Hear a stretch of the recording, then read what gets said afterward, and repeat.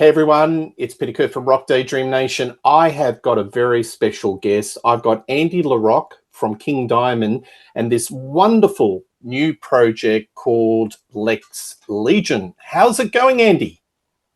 Hello, Peter. Everything is fine over here. Springtime is around the corner. All good. Busy, Fant- busy, in the studio and, so all good.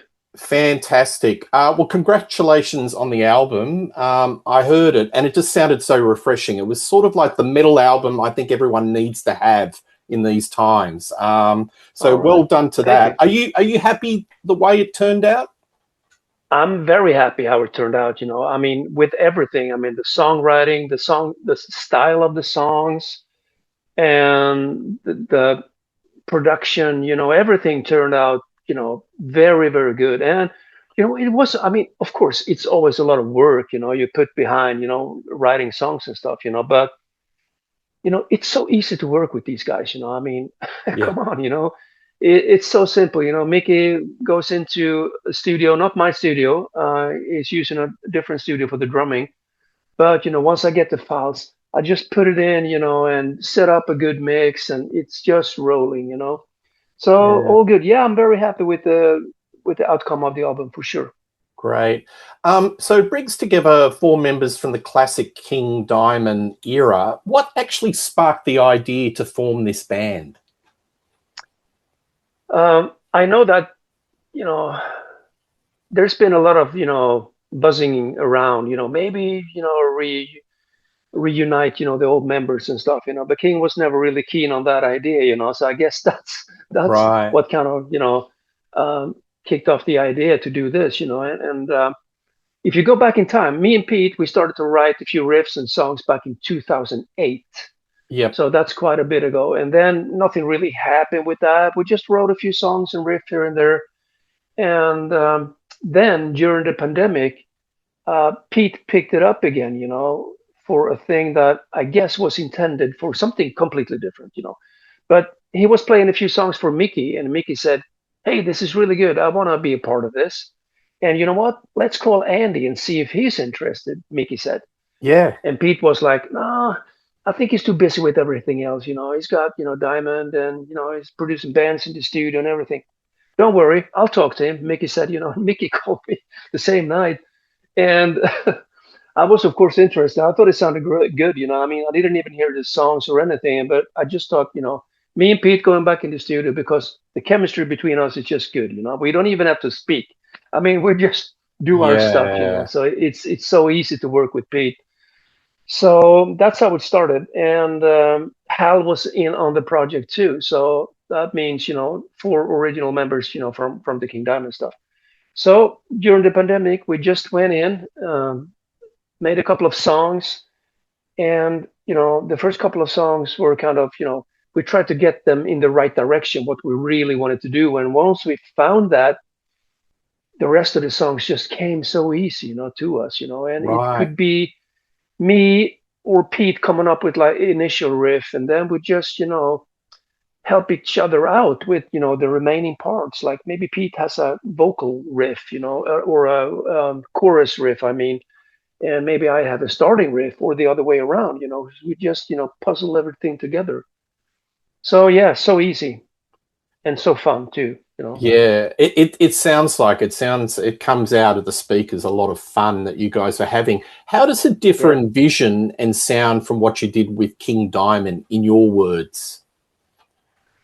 Um, I think we want to.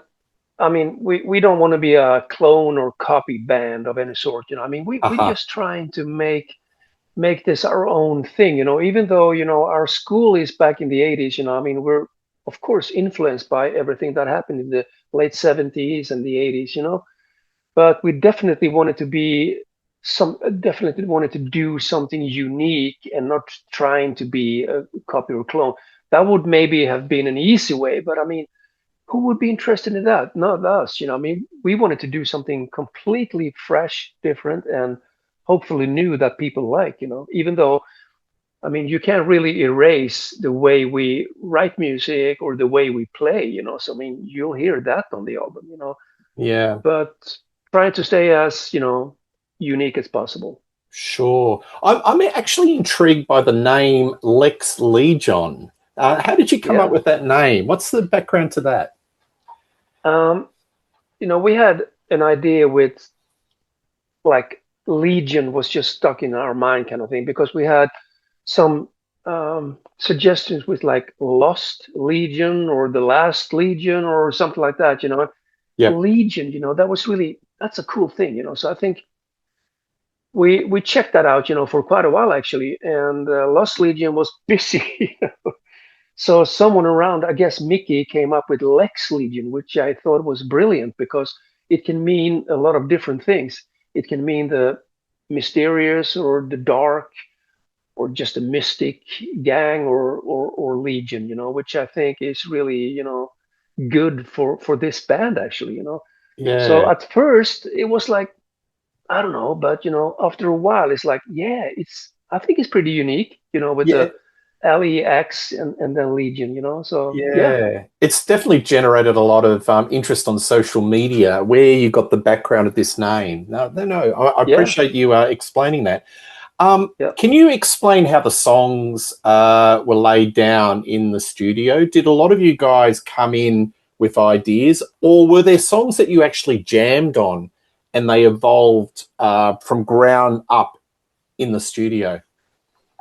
No, I mean that's how we did it back in the 80s, when we met Mm, in the rehearsal room and jammed things, But now it's mm, kind of a hybrid thing, I yep. would say, because it's not that we're in totally different places and never meet, as many bands do nowadays. It's not like that.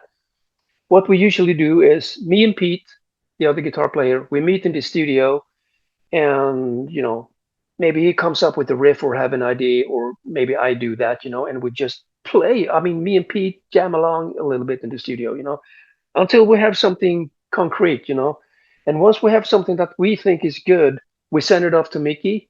Mickey comes down to the studio and he helps us arrange everything. He's really good at that, to put the right length of things, and he got some great, drum rolls and stuff in mind, where he can Mm, like add, to make it more interesting. And he's really good at that. So that's the second step really.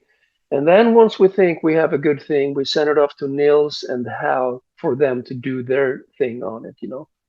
So I mean everyone's involved in the songwriting, of course, but as in the 80s, we don't meet, in the rehearsal room and jam everything together, But yeah. Do you miss that? Do you miss the camaraderie of being in proximity? Being in the same room.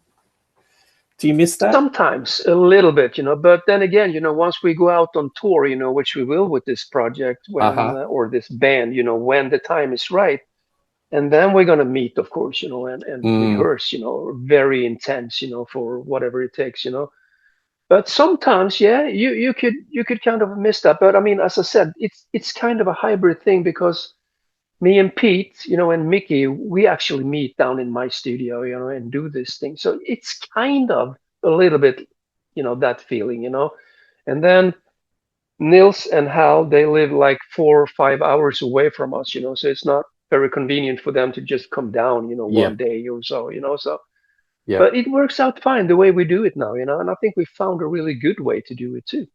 Yeah. Well, I guess it's the way of the world because there's a lot of bands where they live in different continents and they just get Yeah, together and do it the way that you guys are doing. So it is the way of the yeah. world, isn't it?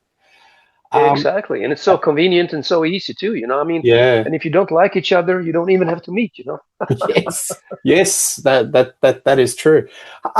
There's always been a visual quality to the music of King Diamond and this album. It's very cinematic. You can kind of close your eyes and just have whether it's dark dreams or nightmares.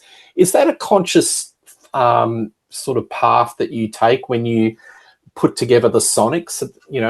Lay tracks for an album like this. I think it's the way we write music, it just comes to us. And I think that's another dimension, that kind of makes everything a little more interesting. Yeah. If you know what I mean. I mean, there are some elements in the songs that are maybe a little mystic or sometimes a little progressive that just adds an interesting thing to it, and that's just the way we write, I believe, and if you compare it to what we did in the early days in the 80s, that was very complex sometimes and very progressive. So we try to keep this a little more accessible, if you know what I mean, but Right. still try to keep, the interesting kind of the dark elements in it, without going, Yeah. you know, overboard, if you know what I mean. Yeah, absolutely. Do riffs come easy to you? Or are there some days that you just, there's nothing, you know? Oh yeah, definitely. I mean, I can wake up in the middle of a night with a riff in my head, and sometimes, oh man, I'm too tired. I don't want to, get up and play guitar now, but try to remember it. And sometimes when I am out walk the dog, I have this Mm, riff in my head that I just have to record when I come back. yeah. So it's like on and off, I would say. Sometimes there is nothing, and sometimes there are a lot of riffs. Is music always in Yeah, your head in one way or the other? Songs yeah, and it melodies? is. Co- It is definitely, yeah, definitely. constantly. Every lead guitarist I've interviewed, always there's music in the person's head every time, Yeah, 24/7. yeah, exactly. 24/7. That's why you have to get drunk once in a while to get rid of that. Yeah, absolutely. Like you work with Niles Rue in X World 5.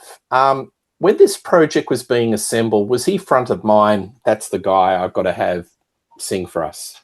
Was he always the For number Lex one choice? Legion, yeah, Yeah. that was kind of, we had a few different singers in mind before we got Nils. No names mentioned, but we had some top notch guys. But we didn't want to have, well, what can I say? I mean, it took a while, and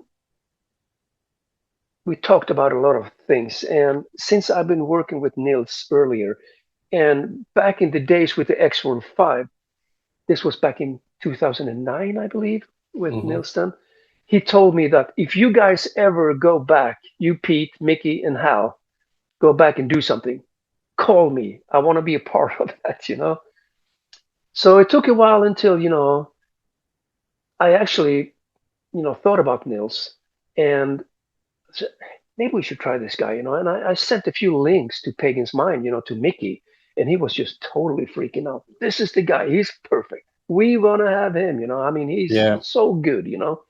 Yeah. And I called Nails, and he was really happy, for this, and I think he's the perfect match for us.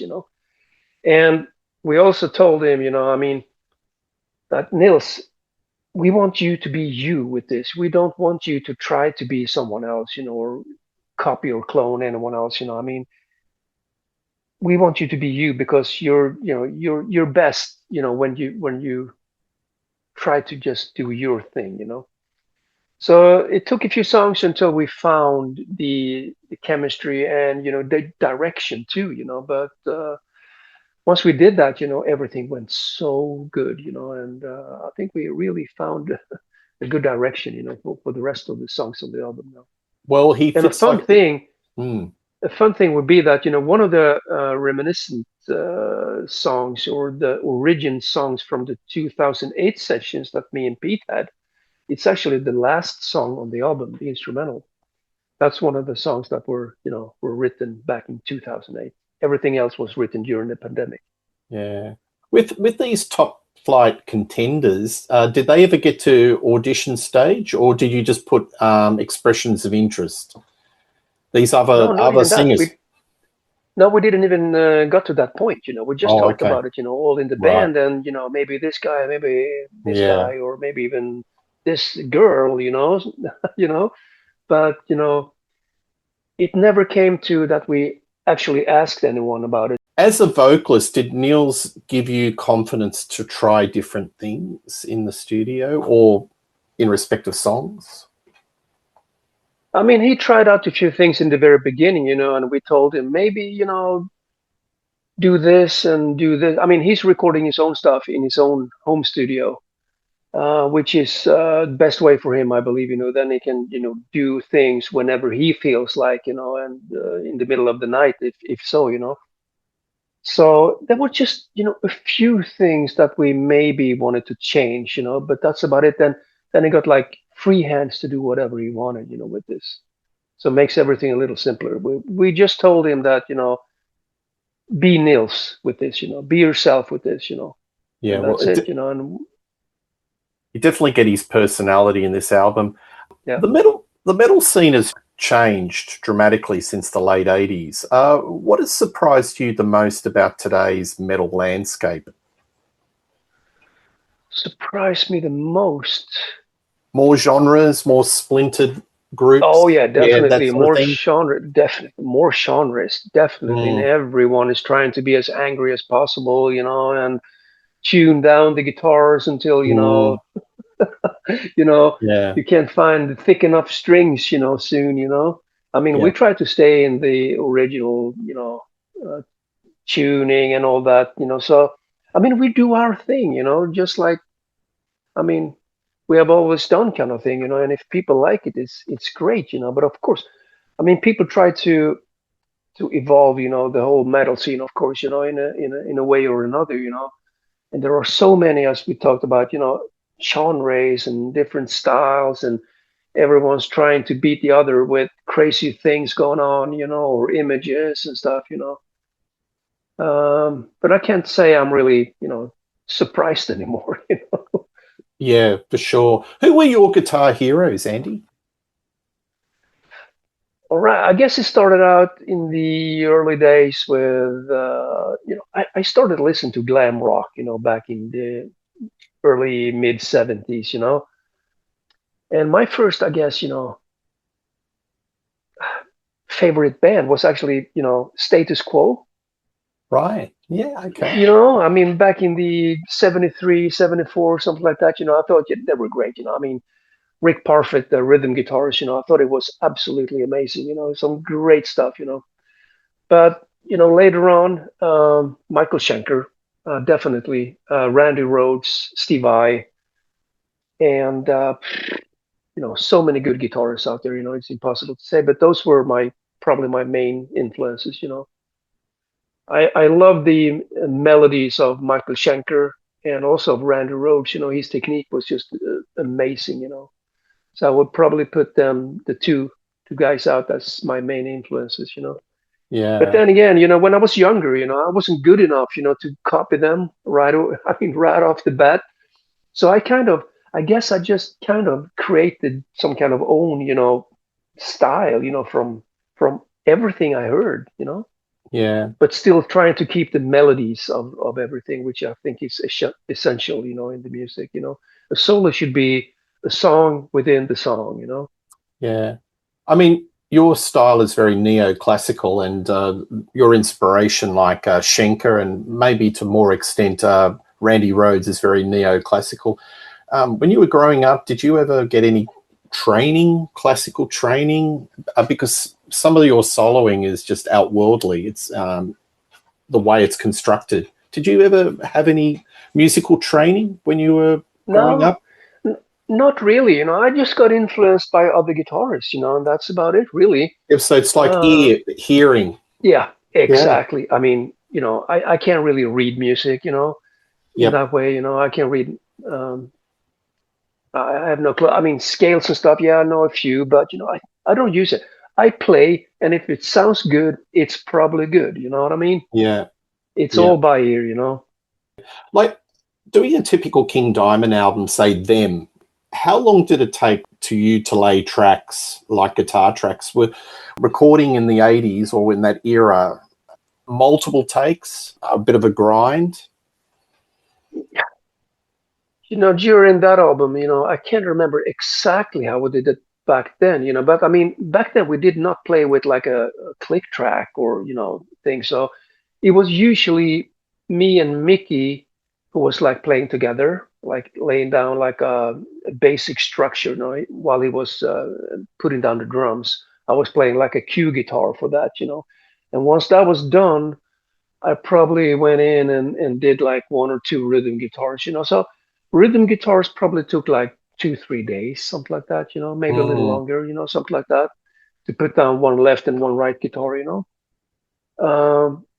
and then solos, we just made those, in breaks when there was nothing recording in the studio. Like let's say they were recording keyboards or vocals, in the morning or the other way around, in the gaps there, me and Pete recorded the solos, So back then we were in the studio very intense for about 6 or 8 weeks, total, something like that, So Yeah. recording was about 5 or 6 weeks, and then mixing, for 2 weeks, something like that.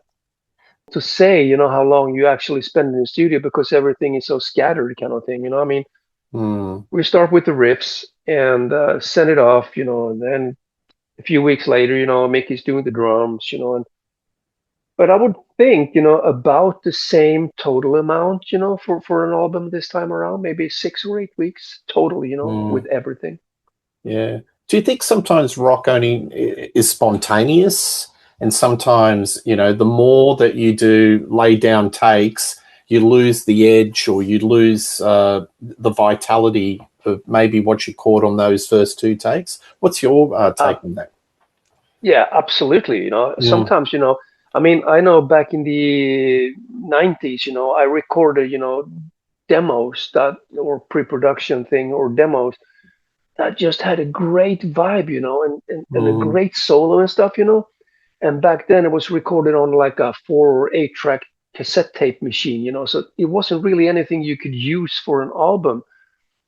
But sometimes, back then, when you really are on fire, and it's really hard to recreate those things when you really, go into the studio and do the real thing, So nowadays, I just try to be as, what do you say, as accurate or precise as possible when I start writing the songs, So everything I do pretty much can be used for an album, Yeah, but yeah. not overdo anything, because that would be crazy, I think it should be good, but it shouldn't be like clinical and, if it's too perfect, it's not even fun to listen to. I mean, I think it's cool if you can hear sometimes, some not fuck ups, but you know what I mean. Some what do you call it? Imperfections, I mean, and that's fine, too. It's going to be a little rock and roll to it, Yeah, I understand what you're saying. Do you think that sometimes some metal is just too clinical? It's just too Definitely. sterile? Oh yeah, Yeah. definitely. There was a there was a trend, for a while with, especially with power metal, as you call it, like double kicks, and everything was computerized and programmed, a lot of things, and everything was just like too perfect, and to me, when you listen to an album like that, it's like, oh man. And then to make a too long album also, can be a little tiring, I think, I Well, think 40 minutes, around 40 minutes for an album is good, especially if it's really, really intense, I agree with you. And I always say I don't think Cozy Powell played to a click track. So No, imagine if he I mean, did. yeah. I mean, we do now, because it's so much Mm. simpler. But I mean, we don't quantize things, to be perfect. It's going to be a Mm. groove to it too, which is Yeah. really, really important. Yeah. With King Diamond, being a long-time fan, it's just been an observation that over time, their audience built and built and built, and it was almost getting to the point that they're kind of commercially acceptable. Is that something that you sort of look back and reflect and just sort of go, wow, like this band that we started all those years ago, very subversive, satanic, a little bit scary. But over time, the audiences were building and building and building until it's become almost mainstream. Yeah, yeah, I've been reflecting on that, and maybe that's because, the time wasn't, I guess, right, 40 years ago to do a crazy thing like we did then, Mm. but people get used to all kinds of stuff nowadays, so I mean, now it's generally more accepted, with that, as you say, I think, time time has changed, quite a bit, when it comes to that, definitely. Were the record companies giving you directions like, maybe you need to do this and do that and water down your sound to get more commercial acceptance? Did you ever have interference from the record labels, the suits? Yeah, we actually had that back in the late 80s, when we Yep. were kind of, getting up there, and they said maybe we should try to get a different producer in, and maybe you should try to sing a little different and stuff, and King was like totally freaking out. It's like, what? I'm doing my thing and that's it. Yeah. Um, but yeah, the record label back then, tried to have us in a slightly different direction, but that didn't happen. That was during the Conspiracy album. I can tell you that. But we had a different producer in at that time, and that was Chris Tangarides. He Hmm. produced Painkiller later that year, Yep. and he produced Gary Moore and Thin Lizzy and all kinds of stuff. But it ended up with like he wasn't doing King stuff, but he was doing some other things on that album, that I think turned out really good actually, because I think it's a good sounding album. Yeah. The last album you did with King Diamond was in 2007 with Give Me Your Soul, Please. Can you give us any news on the King Diamond front? When we can expect an album, if any? Yeah, I mean, you know, that's a question to King. Really, Mm, as you probably heard, we've been working on that for ages, but my part of it is that, in back in 2022, I had a bunch of songs, like pre-production with the right recorded guitars, some keyboards from Roberto Falcao, actually. I asked him to do a few things, on my sounds. So I had like 8 songs that I sent off, to all the members in the band, pretty much ready to start recording, with vocals and the real proper drums, and bass from Pontus and stuff. Even though I played some bass on it, and drum machine and all that stuff, just like a guideline. Uh, and we talked about it, and King wanted to use like 3 of those songs. And so guess now, he's finishing up his part of it, which is going to be like 5 or 6 songs on the album. So that's what we're waiting for. well, hopefully it's not going to be like Chinese democracy in 20 years or so. Hopefully we can see it sooner rather than later. But we've Yeah, got we've yeah, got Lex Legion. So yeah. That's um, good, man. is this not a one-off project? Is this the beginning of something long-term, Andy? Yeah, I mean, I really do, think so, because I mean, we already have ideas for the second album with Lex Legion. Awesome.